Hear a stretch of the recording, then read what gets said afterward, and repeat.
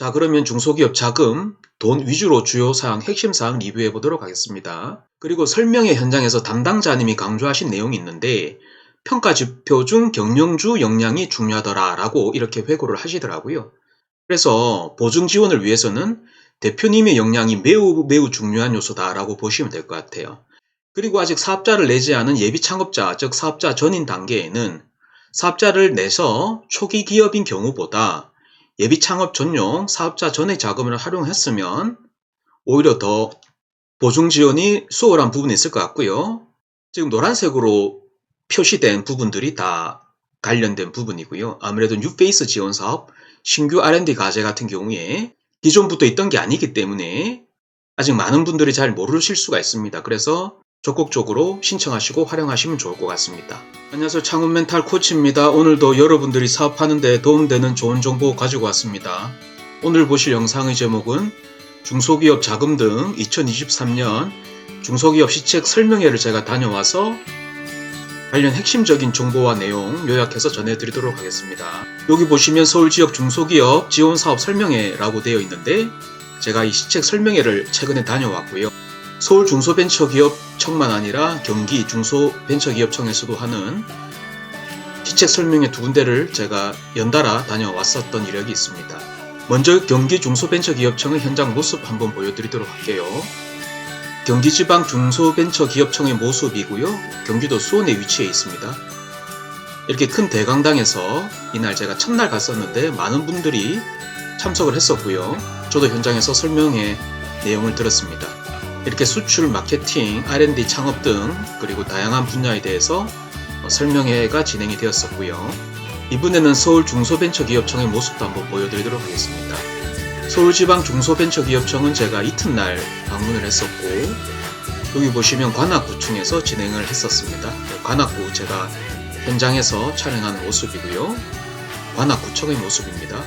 관악구청에 들어가서 이 건물에서 설명회가 진행이 되었었고요. 1월 13일 날 관악구청 8층 대강당에서 진행이 되었었습니다. 보고 계신 내용이 현장에 있는 홍보 브로셔 리플렛 내용입니다. 역시 보시는 바와 같이 큰 대강당에서 진행이 되었었고요. 많은 분들이 참석을 했었던 현장입니다.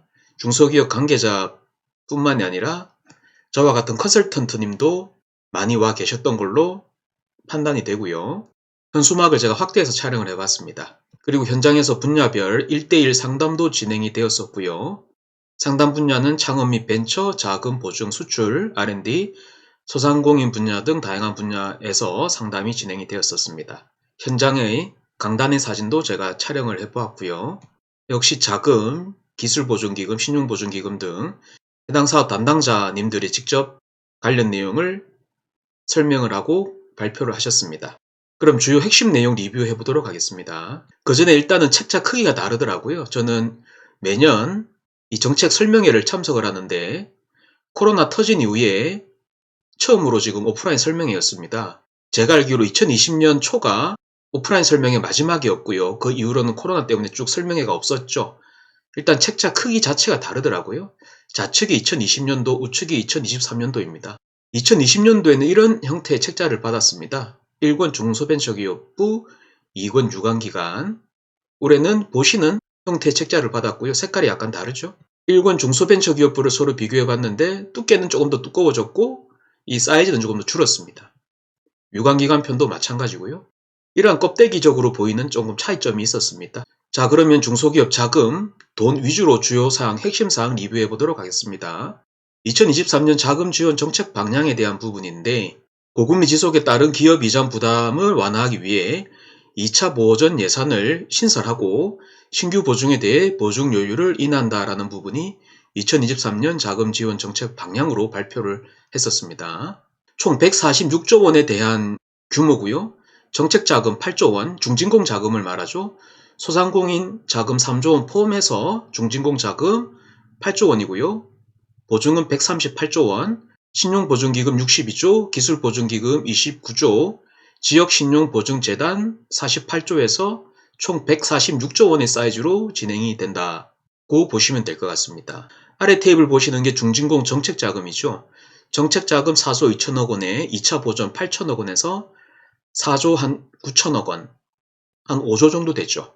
하단의 2차 보존 8천억 원은 시중은행의 대출금리 보존을 지원을 하고 금리 인하 효과 최대 3% 해서 8천억 원 정도의 예산을 배정한 상태로 보시면 될 것 같습니다.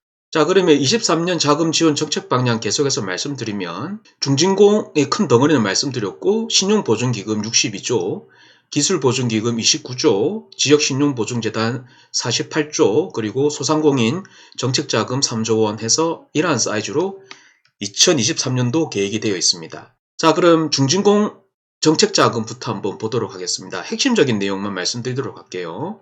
예산은 보시는 바와 같이 5조 원 정도로 계획이 되어 있고요. 지금부터 내용은 저희 생각이 아니라 현장 설명에서 제가 들었던 내용 위주로 말씀드리고 일부 저희 판단을 가미해서 말씀드리도록 하겠습니다. 참고로 제가 설명회에 참석을 했을 때 서울 지역, 경기 지역 모두 조기 접수 마감이 되었고 서버 폭주 연성과 그로 인한 일부 민원이 접수되었다라고 하더라고요. 역시나 자금에 대한 인기와 수요가 굉장히 높다라는 것을 현장 관계자들도 익히 잘 알고 있는 내용이고, 그래서 담당자님이 얘기하시는 부분은 회원가입 등 필요한 사항은 미리미리 준비를 하고 신청을 해달라고 그렇게 말씀을 하시더라고요. 즉 선제적인 대응이 필요하다라는 부분 있죠. 그리고 아무래도 정책자금 특성상 운전자금의 비중이 높은 부분인데 이 운전자금이라는 것은 이 대출받는 기업, 이 수진기업의 신용, 평가를 수반으로 하다 보니까 기업별 금리가 상이하죠. 이 부분은 기업 현황과 상황에 따라 각기 다릅니다.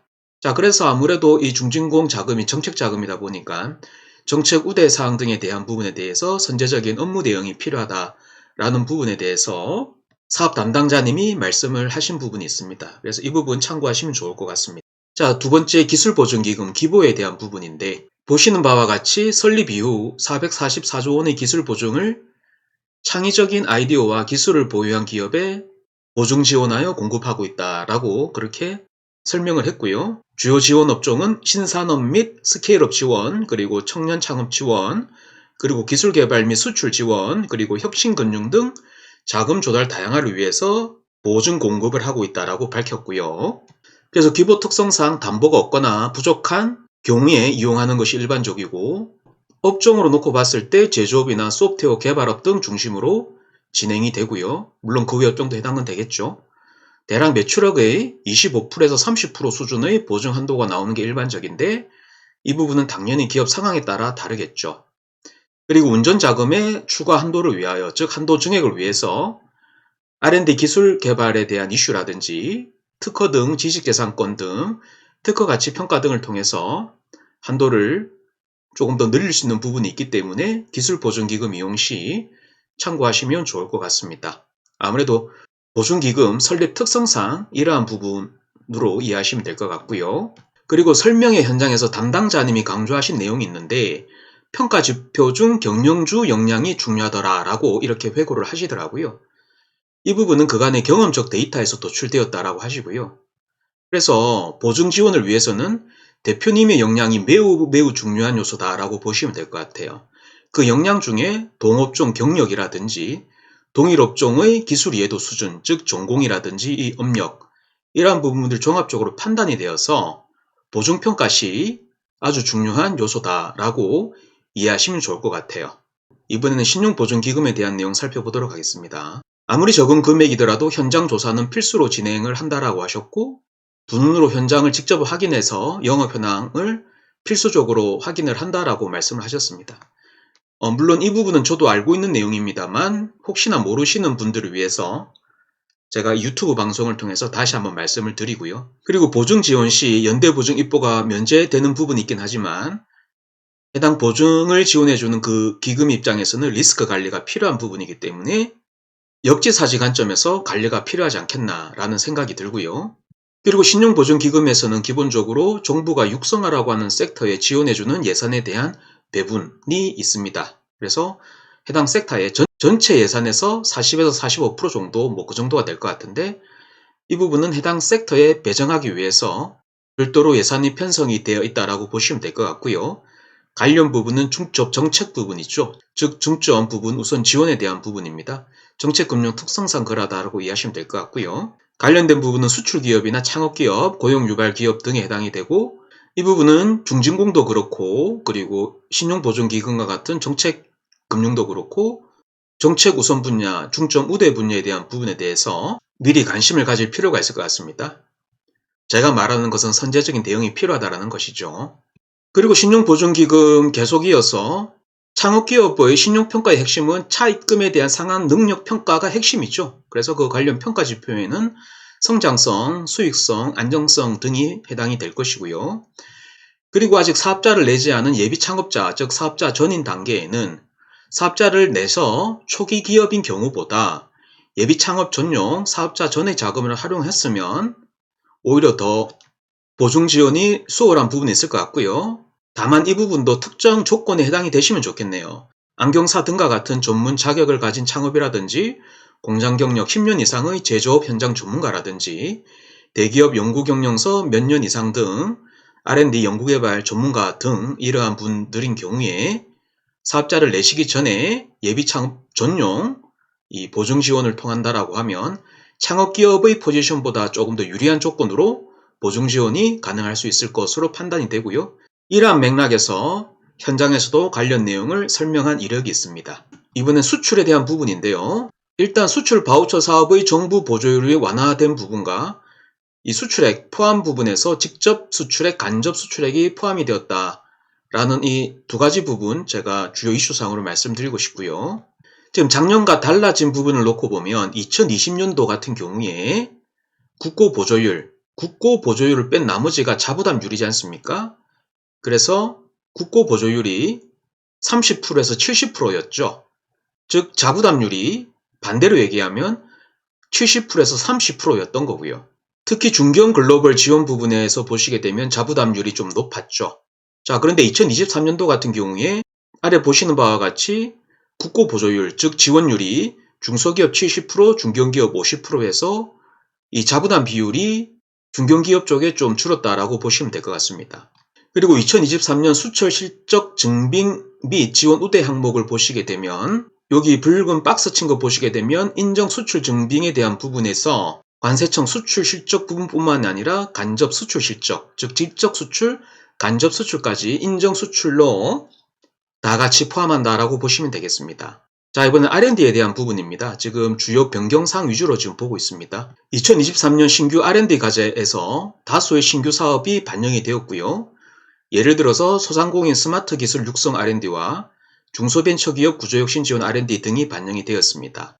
2023년 중소기업 R&D 지원 개요를 보면 2023년 중소기업 R&D 사업구조 해서 총 1조 8천억 원 정도 배정이 되어 있고 큰 덩어리로 놓고 봤을 때 기업 주도형 8천억 원, 협력형 3,500억 원, 정책 목적형 6천억 원 정도 이렇게 예산이 편성이 되어 있습니다. 자, 그런데 2023년도 사업구조, 즉 사업과제를 놓고 봤을 때 약간 특이한 사항은 보시는 바와 같이 노란색으로 표시한 부분이 2023년 신규 과제죠. 즉 뉴페이스 지원 사업입니다.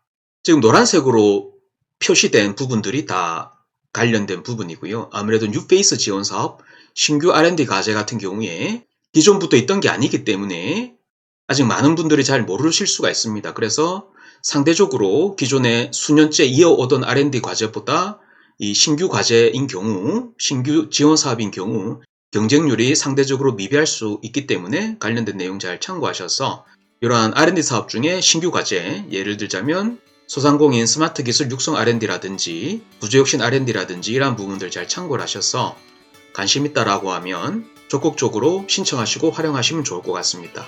그리고 앞서 말씀드린 바와 같이 창업 7년 이내에 창업 기업들을 대상으로 정부에서 다양한 지원을 하고 있고 많은 예산이 배정되어 있습니다.